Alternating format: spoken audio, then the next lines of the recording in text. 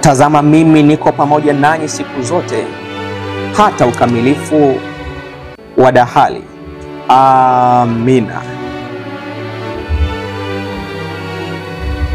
Maranatha, Yesu anakuja.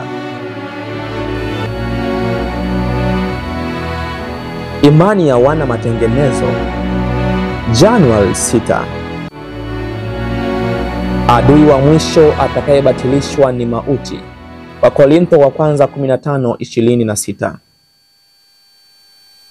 Luther alitamka, kwa kweli ninashawishika ya kwamba haitapita miaka 300 yote kabla ya siku ya hukumu kuja.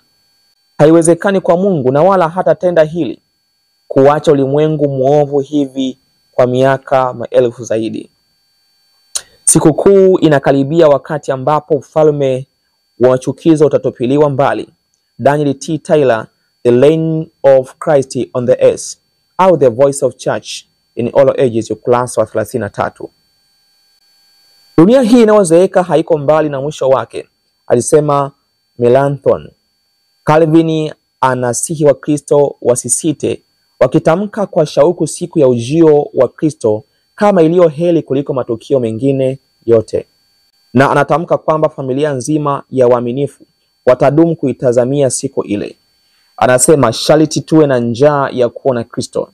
Tunapaswa kutafuta, kutafakari hadi mapambazuko ya siku ile kuu, Bwana wetu atakapodhihirisha kikamilifu utukufu wa ufalme wake. Je, Bwana kupaa na mwili kama wetu mbinguni? Alihoji Knox, una matengenezo wa Kiskoti. Na je, hatarejea? Twajua ya kwamba atarejea, tena kwa haraka.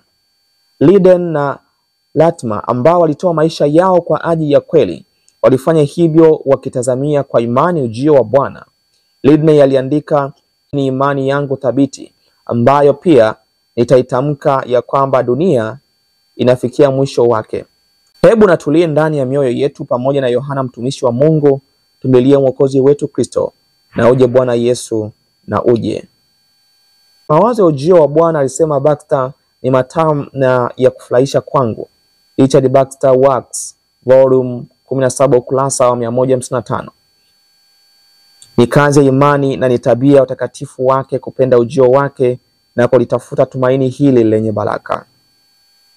Kama mauti ni adui wa mwisho atakayeangamizwa katika ufufuo, twaweza kujifunza kwa makini jinsi waumini wapasavyo kutegemea na kuomba kwa ajili ya kuja kwa Kristo mara ya pili, wakati huu ushindi wa mwisho ulio kamili utakapopatikana.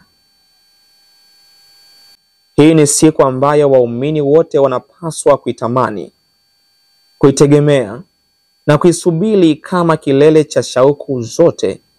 Jitihada zote na kazi yote ya ukombozi, fanya hima, Bwana, kuileta siku hii ya baraka. Hilo ndilo lilokuwa tumaini la kanisa la mitume, tumaini la kanisa la jangwani, na tumaini la wana matengenezo.